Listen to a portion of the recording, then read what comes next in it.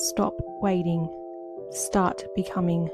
Welcome to Becoming with Beck, the podcast for those ready to shift their mindset, lead themselves, and manifest intentionally. If you know you're meant for more, you're in the right place. Let's begin. Hello and welcome back to Becoming with Beck. I'm your host, Beck Robinson, and thank you so much for joining me today. Wowee, what a week I've had. So for the last couple of weeks, I've been in the process of transitioning my daughter into daycare, which is a crazy thought. I have so many mixed feelings about it. I love spending all day with her. She's just so funny and she has the best personality. And I'll miss her like crazy, but I've also have a few weeks before I start work and I'll have some uninterrupted time to work on my brand and my projects, which I'm beyond excited about. So yeah, once a week, I take her into her center where she'll be attending and she spends an hour in the room she'll be in so she can get comfortable with her educators and the other children. And during the last visit, she must have caught a bug or something because she has been so sick. So she's been having fevers, she's been so congested, the poor little chicken, she hasn't been well. So I've been dealing with that, which it's bound to happen. Daycares are germ factories, everyone's warned me about it, I knew it was coming.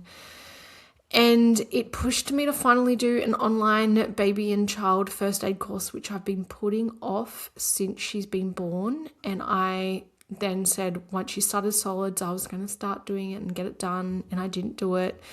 And so finally got that done.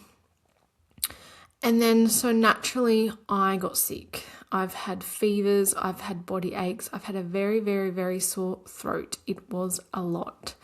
It's the kind of sickness you would spend a day or two in bed, but as a mum, that's pretty much impossible unless you have that support. But the past week has really inspired this week's episode because I really had to slow down, drop expectations, shift our routine, and really work on my mindset around rest. I could only get what I really needed to get done, like I would go out and feed the horse. And I'm so grateful that I pre-record my episodes because the previous Monday, on Easter Monday, I was also sick with suspected food poisoning and I would not have been able to record the podcast in that state. If you listen to this podcast on Apple Podcasts or Spotify, you would have seen I uploaded a short activation on awareness, which I also pre-recorded.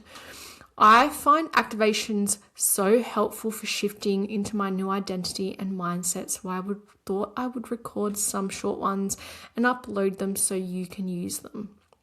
So if you watch or listen to my podcast on YouTube, you're missing out. Seriously, head over to Apple Podcasts or Spotify if you want to have a listen to the activation. I plan on bringing out some more so that you have a variety. So yeah, our routine was out and our morning walks did not happen. I love our morning walks. On our walks is where I really embody my affirmations and stepping into my new identity, and I carry this throughout my whole day. So I have no idea how I'm going to cope when I go back to work and I have to leave and drive an hour. I'll probably have to listen to the activations on my drive. I love them. And whenever life slows us down unexpectedly, whether it's sickness, burnout, emotional heaviness, or simply a season where we don't have the same energy as we normally do, it can bring a lot to the surface. So for me, one of the first things that came up was guilt. Guilt for not posting online. It was guilt for not being productive, guilt for slowing down, guilt for feeling like I wasn't doing enough, guilt for not showing up like the mum I usually would. We would usually have dance parties or sing or, go out for our morning walks, but that just wasn't possible. And I know that I'm not alone in that because so many people tie their worth to what they produce, to how much they do, to how consistently they perform. And when life forces them to slow down, they feel like they're falling behind. So today, I want to talk about manifestation mindset in the middle of real life. Not when everything feels easy, not when you're full of energy, not when motivation is high, but in the messy seasons, in the slower seasons, the seasons where your body asks for rest. Because the truth is, you do not need to be operating at full capacity to stay aligned. Sometimes the most aligned thing you can do is stop, rest, receive, and trust. There's a version of manifestation that gets sold online that can feel very polished. It says that you need to be positive all the time, productive all the time, grateful all the time, energetic all the time, always visualizing, always taking action, always in the perfect mood. But that isn't life. Life includes tired days, unexpected setbacks, emotional seasons, healing seasons, moment where your body simply needs more from you than your to-do list does. Or if you're a mum, your children need you. And if your manifestation practice only works when life is perfect, then it isn't sustainable. Real manifestation work includes trusting yourself in the imperfect moments too. It includes knowing that one slower week doesn't erase everything you've built. It includes understanding that your worth does not disappear just because your output does. Because so many people believe if I stop, everything stops. But that simply isn't true. I really had to implement this because I've been feeling the pressure of posting online on Instagram so I can build my online presence, etc. But I really had to remind myself that I am safe to slow down, and there will be a time when I am well again where I can post online. Now, I did get things done behind the scenes, like I thought I would start documenting my becoming journey by writing a blog post. So I've uploaded a blog post to my website, becomingwithbeck.com.au, so you can go check that out. Keep an eye out because I plan on potentially uploading weekly blog posts, just documenting my journey like a little online journal for everyone to read. Being sick can bring up more than physical discomfort. It can trigger identity discomfort, especially if you're someone who's used to being capable, productive, helpful, available, moving forward. When that suddenly changes, you may notice things like, I'm wasting my time, I should be doing more, I'm losing momentum, I'm falling behind, I need to hurry up and get back on track. And beneath those thoughts is often a deeper belief. I am only valuable when I'm doing. This is where awareness becomes so important because sometimes sickness doesn't just reveal your symptoms, it reveals your subconscious patterns. It shows you where you've attached your value to performance. It shows you where you don't yet feel safe in stillness. It shows you where rest still feels like something you need to earn. And none of that is something to judge. It's simply something to notice because awareness is where healing begins. What if slowing down isn't the problem? What if resisting the slowdown is what creates more suffering? There are seasons where the most aligned things you can do is not push harder, it's to listen deeper, to honor what your body is asking for, to allow recovery, to soften your grip, to let yourself be supported. Because alignment doesn't always look like action. Sometimes alignment looks like rest. Sometimes alignment looks like canceling plans. Sometimes alignment looks like doing less. Sometimes alignment looks like trusting that the world won't collapse because you took care of yourself.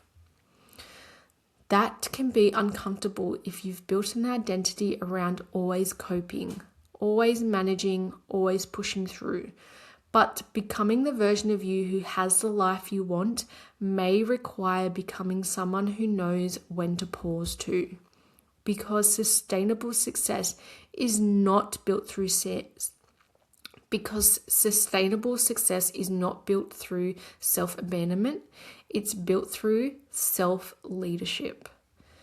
Something I really want you to hear today is this. You are not only manifesting when you're busy. You are not only magnetic when you're producing. You are not only aligned when you're ticking boxes. You are still creating through your beliefs, your identity, your emotional patterns, your relationship with yourself. So, if in a slow season you choose, I'm still worthy while resting, that is manifestation work.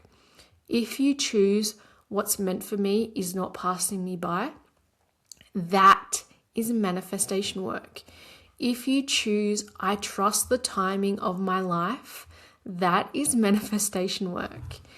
If you choose compassion over criticism, that is manifestation work. Sometimes the biggest shifts happen internally, while externally it looks like nothing is happening at all. So yes, when I was sick, I noticed the urge to jump back online quickly, to post something, to prove I was still consistent, to feel like I hadn't lost momentum. But when I got honest with myself, I realized what I actually needed was rest. I needed space. I needed to stop treating my body like an inconvenience. And there was something powerful in allowing that. Because every time I chose rest over guilt, I was reinforcing a new identity. An identity that says, I trust myself. I listen to my body. I don't need to earn rest. I don't need to perform to be worthy. And that mindset feels far more aligned than forcing content from exhaustion ever could. I actually utilized this time to listen to an audiobook, which was actually a really good book. It was the book Breaking the Habit of Being Yourself by Joe Dispenza. And he speaks about reprogramming your biology and thinking so you can break the habit of being yourself and ultimately change your mind and your life. It is a very, very, very, very good book. So I recommend giving it a listen if you're into manifestation, which if you're listening to my podcast, I would say that you definitely are. So if you're in the season like that right now, this is your reminder. You are allowed to pause. There's also a nervous system laying to this. Many people are used to operating in go, go, go energy. Always thinking, always doing, always hustling, always trying to stay ahead. I feel like we live in a hustle culture of always doing. And when we stop, it feels uncomfortable. Stillness can feel unsafe to a system that's used to survival mode. But healing often happens in the pause. Your body repairs in rest. Your mind recalibrates in rest. Your clarity returns in rest. And sometimes manifestations arrive easier when your nervous system is no longer clenched around life, because receiving requires openness. And openness is hard when you're constantly bracing. So recently I've been working on my money mindset. And during this time, I received an email which the old Beck would have ignored. It was a research email that if you did a survey, they would send you $5 to your PayPal account. And there were 3 surveys in total, so $15. And I know what you may be thinking. That sounds like a bit of a scam. But honestly, it was from a reputable company that I've utilized their services before. So I did the surveys. $15 for a little bit of my time that I would have probably spent doom scrolling or binging Netflix anyway. So that's a win in my eyes. So thank you, thank you, universe, for my $15. If you're in a slower season right now, ask yourself, what story am I telling about rest? Do I believe slowing down means failure? Who would I be if I didn't tie my worth to productivity? And then ask, what would it look like to trust this season instead of resist it? Maybe it's one extra nap. Oh, that would be nice. Maybe it's asking for help. Maybe it's taking pressure off yourself.